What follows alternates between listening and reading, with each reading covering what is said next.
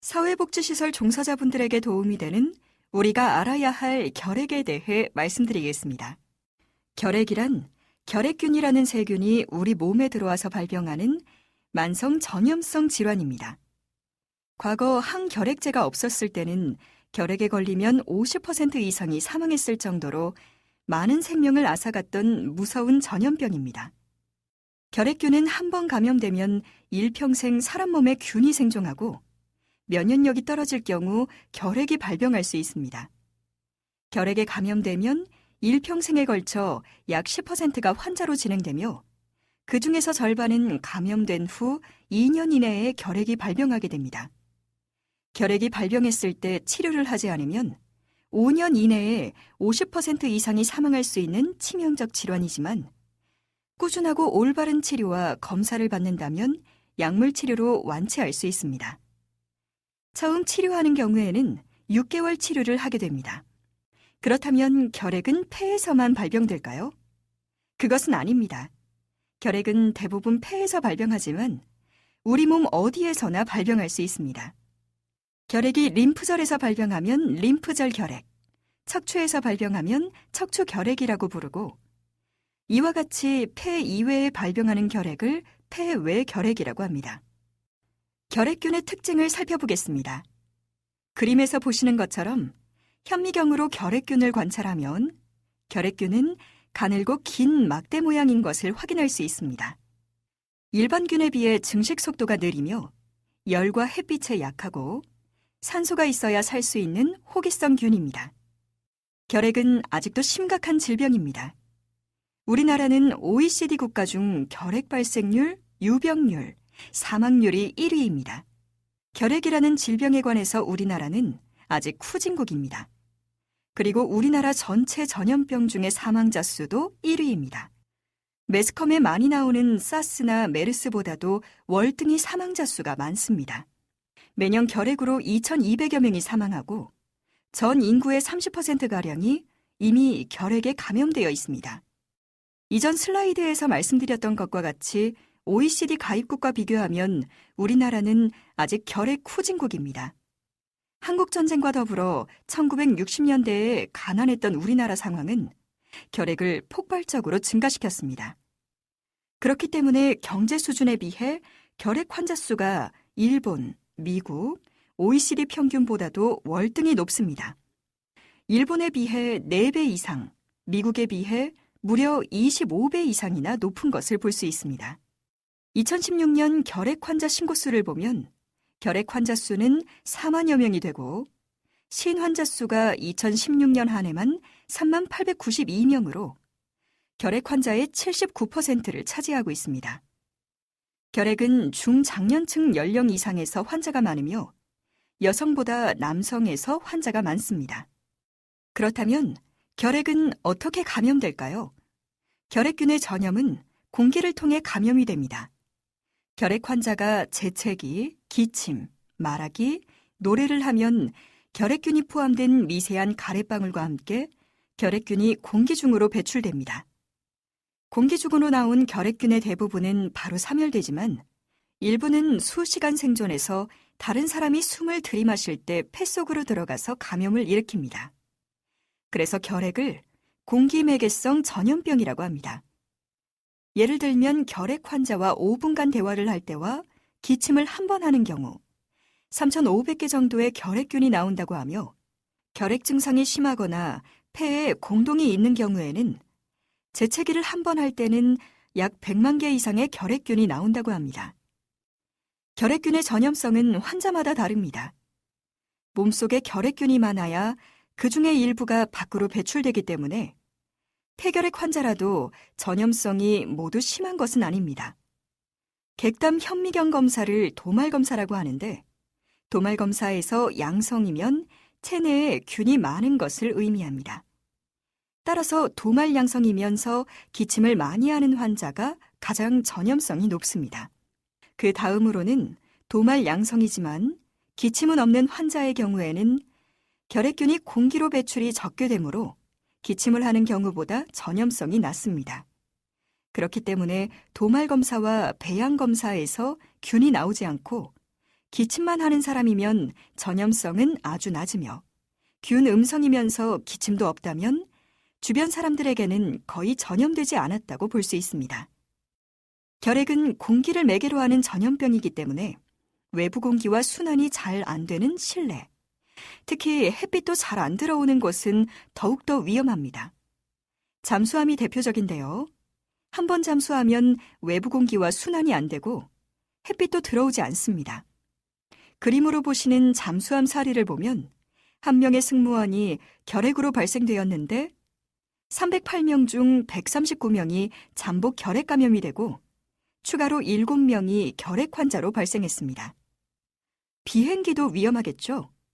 지금은 공기를 필터하여 순환시키기 때문에 그렇게 위험하지는 않습니다. 집단시설은 결핵 예방을 위해 환기 및 일광 노출에 신경 써야 합니다. 결핵은 가까운 주변 사람이 감염될 위험이 큽니다. 빨간 십자 표시가 결핵 환자를 나타내며 동그라미가 가까이 지내는 사람을 의미하며 파란색 동그라미는 결핵 감염자를 의미합니다. 예를 들어 첫 번째 원을 가족이라고 한다면 가족은 10명 중 3명이 감염될 수 있습니다. 그 다음으로 두 번째 원을 보시면 접촉을 많이 하는 사람, 직장 동료, 동호회 모임 등의 경우에는 감염 위험이 떨어져서 20명 중 3명이 감염될 수 있습니다. 원의 바깥쪽은 어쩌다가 접촉하는 사람으로 이 사람의 경우에도 간혹 감염될 수가 있습니다. 만약 이 환자가 발견되지 않는다면 1년에 대략 10명 정도 감염될 수 있습니다. 그렇지만 이런 경우에는 전염되지 않습니다. 그림처럼 피부 접촉이나 음식을 같이 먹는다거나 환자가 사용하는 물건, 예를 들면 침구류, 책, 옷, 수건 등을 통해 전염되지 않습니다. 따라서 환자가 사용했던 식기류, 수건 등을 따로 소독할 필요가 없습니다.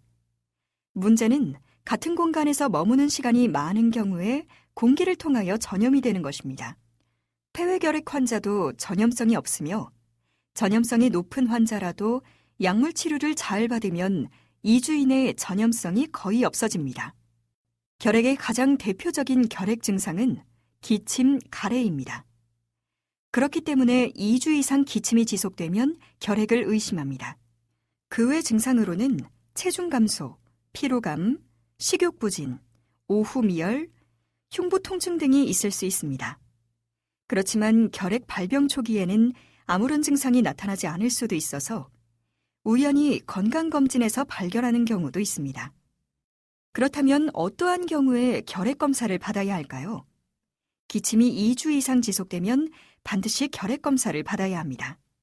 특히 기침을 하면 주변 사람들에게 전염 위험도 커지므로 꼭 검사를 받아서 조기에 진단될 수 있어야 합니다. 그 외 결핵 의심 증상이 오래갈 경우 또한 한 번이라도 객혈을 하면 반드시 결핵 검사가 필요합니다. 기관지 이상 때문에 객혈을 하기도 하지만 결핵, 폐암 때문에도 발생할 수 있으므로 주의를 요구합니다. 결핵 초기에는 특별한 증상이 없을 수도 있습니다. 주변에 결핵 환자가 발견되면 증상이 없더라도 반드시 결핵 검사를 받아야 합니다. 또한 건강검진에서 흉부 X선 사진을 찍었을 때 결핵이 의심된다고 하면 반드시 정밀 검사를 받아야 합니다. 결핵은 우선 흉부 X선 검사를 하여 결핵 소견이 있는지를 확인하고 의심이 되면 객담 검사 등 결핵을 확진하기 위한 추가 검사를 실시합니다. 병변의 위치에 따라서는 X선 사진상 안 보일 수도 있어 X선 사진이 정상이더라도 기침 증상이 오래가면 객담 검사를 하기도 합니다. 보시는 것은 흉부 X선 사진입니다.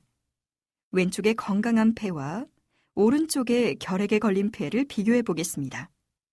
왼쪽 사진은 정상인의 폐이고 오른쪽은 결핵이 심하게 진행된 폐로 양쪽 폐의 대부분이 결핵 병변으로 하얀 얼룩같이 퍼져 있는 것을 볼 수 있습니다. 결핵이 뒤늦게 발견되어 심하면 주변 사람들에게 전파를 많이 시킬 뿐만 아니라 치료된 후에도 폐 조직의 손상이 흉터로 남으며 호흡곤란 등의 후유증으로 고생을 하게 됩니다. 흉부 X선 사진에서 결핵이 의심이 되면 결핵을 확진하기 위해 객담 검사를 2에서 3회 실시합니다. 객담 검사는 현미경으로 보는 도말 검사, 균을 자라게 하는 배양 검사, 분자 생물학적 검사 등으로 결핵균을 찾아냅니다. 주의할 점은 가래를 잘못 뱉어내거나 결핵 초기에는 결핵균이 적어서 객담 검사에서 균이 안 나타나기도 하므로 균이 없다고 해서 결핵균이 없다고 생각해서는 안 됩니다. 그림을 보시면 현미경에서 붉은색의 막대 모양의 결핵균을 관찰할 수 있습니다. 배양 검사는 2에서 8주간 배양하여 결핵균이 증식하는 것을 관찰합니다. 결핵은 결핵균이라는 세균에 의해서 발병하기 때문에 치료는 결핵균을 제거할 수 있는 항생제를 복용하는 것입니다. 처음 결핵에 걸렸을 때는 4종류의 항결핵제를 2개월간 복용하고 그 후 4개월은 2-3종류의 항결핵제를 복용하여 총 6개월간 복용해야 완치할 수 있습니다. 그러나 처음 치료에 실패하여 1차 항결핵제에 중요한 약제에 내성이 생겨서 약의 효과가 없어지게 되면 다제 내성결핵이라고 하는데 이 경우 치료가 더 어려워집니다. 이때 복용하는 2차 항결핵제는 5종류 이상의 항결핵제로 보통 2년 정도 치료해야 합니다. 2차 항결핵제는 약효는 더 약하면서 부작용이 심하여 복용하기가 쉽지 않고 근육주사도 수개월간 맞아야 하기 때문에 여러모로 고생을 많이 하게 됩니다. 그래서 결핵은 처음 진단되었을 때 초치료약을 잘 먹어서 반드시 완치하여야 합니다. 결핵 치료비는 걱정하지 않아도 됩니다. 우리나라에서는 건강보험과 정부 지원으로 치료를 받을 수 있습니다. 결핵으로 진단되면 반드시 결핵 환자를 신고하여야 하며 신고된 환자는 산정특례 등록으로 치료비 지원을 받게 됩니다.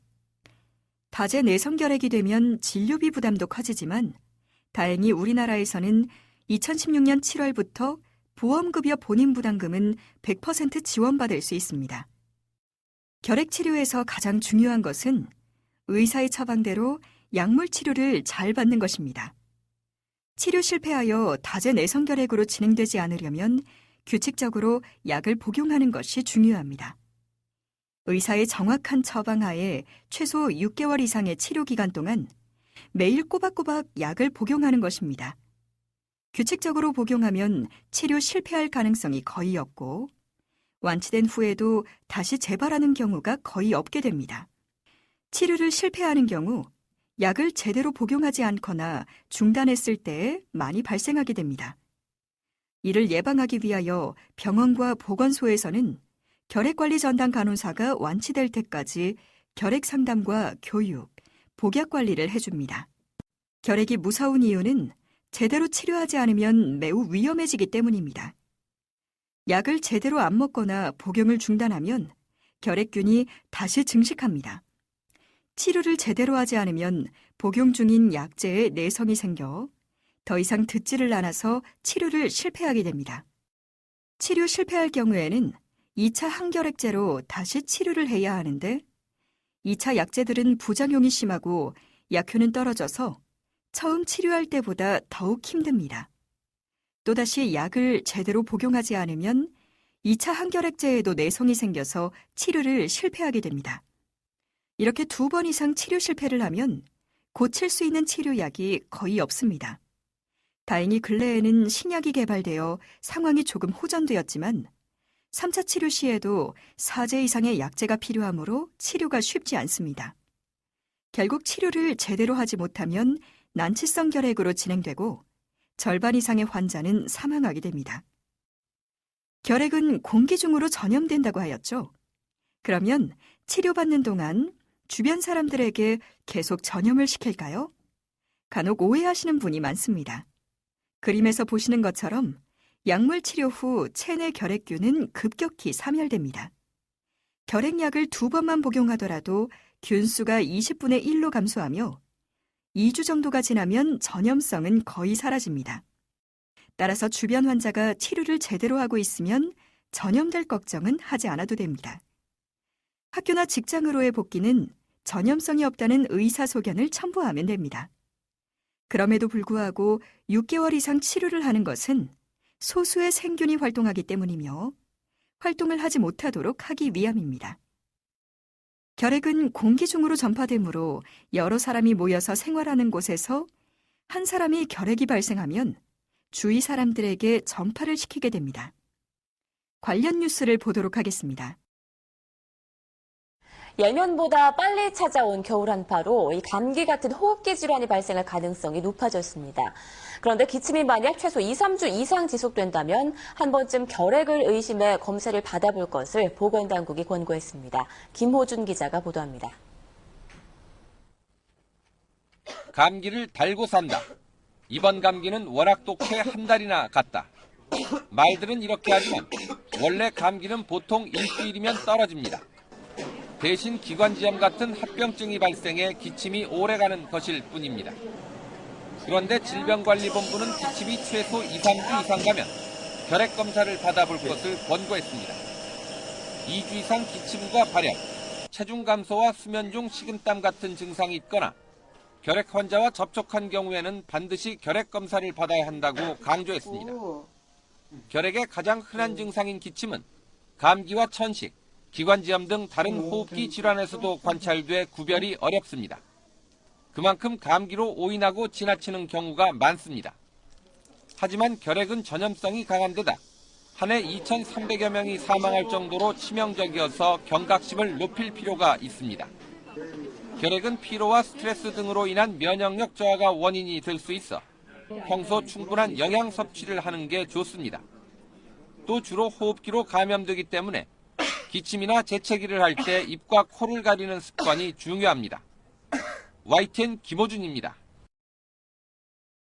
뉴스에서 보신 바와 같이 학교, 직장 등 집단시설에서 결핵 집단 발생이 계속되고 있습니다.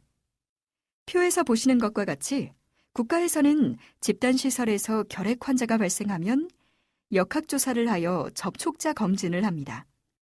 2014년과 2015년에 사회복지시설과 교정시설 등에서 724명의 결핵 환자가 발생하여 접촉자 조사를 시행하였습니다. 추가 환자는 63명이었으며 잠복결핵 감염자 2,848명을 찾아내서 잠복결핵 감염 치료를 시행하였습니다. 같이 생활하는 기간이 긴 경우에 추가 환자 및 잠복결핵 감염으로 진행될 위험이 크므로 더욱더 주의가 필요합니다. 대한결핵협회에서는 많은 복지시설과 노인병원 등에 대해 이동 X선 검진 차량을 이용해 환자 발견 사업을 하고 있습니다. 이제부터는 잠복결핵 감염에 대해서 자세히 알아보겠습니다. 잠복결핵 감염이란 결핵균에 감염되었지만 발병하지 않은 건강한 상태로 잠자고 있는 결핵균이 몸속에 있는 것을 말합니다. 그러므로 결핵에 감염되었더라도 잠복결핵 감염 상태라면 신체적으로는 건강한 상태입니다. 현재 전 세계 인구의 약 3분의 1, 우리나라 인구의 약 30%가 몸속에 결핵균을 가지고 있습니다. 그래서 잠복결핵 감염을 결핵이 아님에도 결핵으로 오해하는 경우가 많습니다. 결핵인 듯 결핵 아닌 결핵 같은 잠복결핵이라는 말이 있습니다. 잠복결핵 감염 상태에서 면역력이 떨어지게 되면 결핵으로 발병할 소지가 있기 때문입니다. 결핵검진 홍보 문구 중에 감기인 듯 감기 아닌 감기 같은 결핵이라는 문구도 있습니다. 다시 한번 잠복결핵 감염과 활동성 결핵의 차이에 대해서 살펴보겠습니다. 쉽게 말하면 잠복결핵은 몸속에 결핵균은 있으나 잠자고 있는 결핵균으로 증상이 없고 흉부 X선상으로도 정상이어서 다른 사람에게 전염시키지 않는 상태입니다. 잠복결핵 감염자 중 10% 정도가 활동성 결핵 환자로 진행을 하게 되는데 5%는 최근 2년 이내에 감염된 경우이고 5%는 평생에 걸쳐서 발병하는 경우입니다. 나머지는 건강하다면 평생 잠복결핵 감염 상태로 유지됩니다. 활동성 결핵 환자는 몸속의 결핵균이 활발하게 활동을 하여 폐에 병변을 일으키고 결핵 증상을 나타내게 됩니다. 병이 진행되게 되면 다른 사람에게 균을 전파시킵니다. 반드시 치료해야 하며 6개월 이상 약을 복용해야 합니다. 치유 후에는 다시 잠복 감염 상태로 돌아오며 때로는 재발하기도 합니다. 잠복 결핵 감염과 결핵 환자는 큰 차이가 있으므로 반드시 구분해야 합니다. 잠복 결핵 감염은 어떻게 진단해야 할까요? 잠복 결핵 감염을 진단하는 방법은 두 가지가 있습니다. 투베르쿨린 피부 반응 검사는 시약을 피 내에 주사하고 48에서 72시간 후에 피부 위로 융기되는 크기를 측정하여 감염 여부를 확인합니다. 비용이 적게 들지만 어릴 때 맞은 결핵 예방 접종과 비결핵 항상균 등에 의해서도 양성 반응이 나오는 단점이 있습니다. 반면 인터페론 감마 분비 검사는 혈액을 뽑아서 실험실에서 결핵균의 면역 반응을 나타내는 세포로부터 분비되는 인터페론 감마 양을 측정해서 진단합니다. 결핵 예방 접종 등에 의한 거짓 양성 반응이 거의 없어서 성인에서 최근 많이 사용되고 있습니다. 단점으로는 검사비가 다소 많이 듭니다. 그렇다면 잠복 결핵 감염자 중 결핵 발병 위험이 높은 사람은 어떤 사람들일까요? HIV 감염자, 최근 1년 이내에 결핵에 감염된 자, 폐섬유화 병소가 있는 자, 진폐증 환자, 면역 억제제 치료자, 두경부 종양 환자, 혈액 투석자, 혈우병 환자, 소장 우회술이나 위절제술을 받은 자, 당뇨병 환자, 저체중이나 심한 흡연을 하는 자는 결핵이 발병되기 쉬운 사람들입니다. 앞서 말씀드렸던 것과 같이 흡연은 여러 암, 뇌졸중 등의 유발 외에 결핵에도 영향을 미칩니다. 흡연은 결핵 감염과 발병 위험을 높입니다. 간접 흡연도 마찬가지로 영향을 줍니다. 흡연은 결핵 사망에도 기인하기 때문에 금연을 하면 결핵 발병과 결핵 사망을 줄일 수 있습니다. 잠복 결핵 감염을 어떻게 하면 결핵으로 발병하는 것을 예방할 수 있을까요?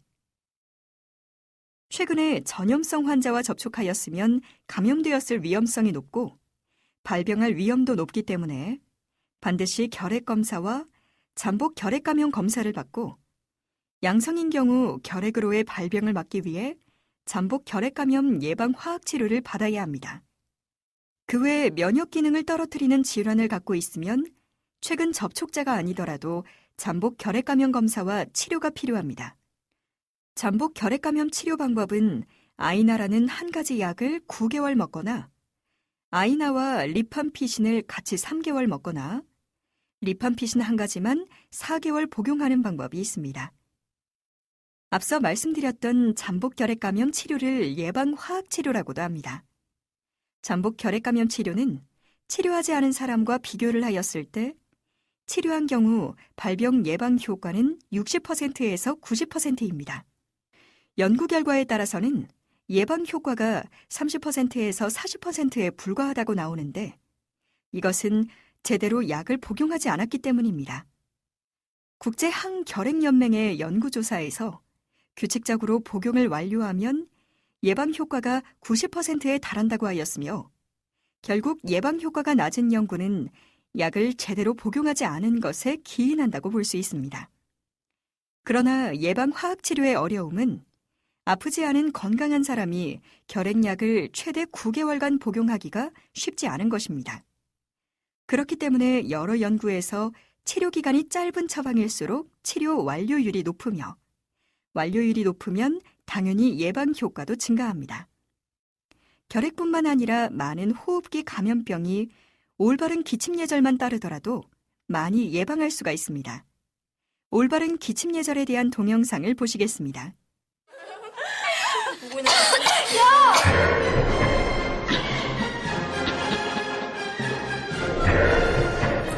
무엇이 잘못됐는지 아시겠어요?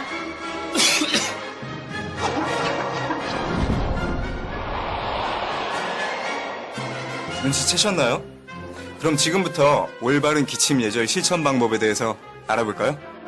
기침할 땐 손이 아닌 휴지나 손수건으로 입과 코를 가려주세요. 옷소매 위쪽으로 가리고 합니다. 손을 깨끗이 씻어주세요. 기침 예절을 지켜주세요. 올바른 기침 예절과 함께 올바른 손 씻기는 다양한 감염병을 예방할 수 있습니다. 손 씻기 동영상을 함께 보도록 하겠습니다. 감염병 예방의 시작은 손 씻기입니다. 손 씻기 6단계 방법. 1단계. 손바닥과 손바닥을 마주대고 문질러주세요. 2단계. 손등과 손바닥을 마주대고 문질러주세요. 3단계. 손바닥을 마주대고 손깍지를 끼고 문질러주세요. 4단계. 손가락을 마주 잡고 문질러주세요. 5단계.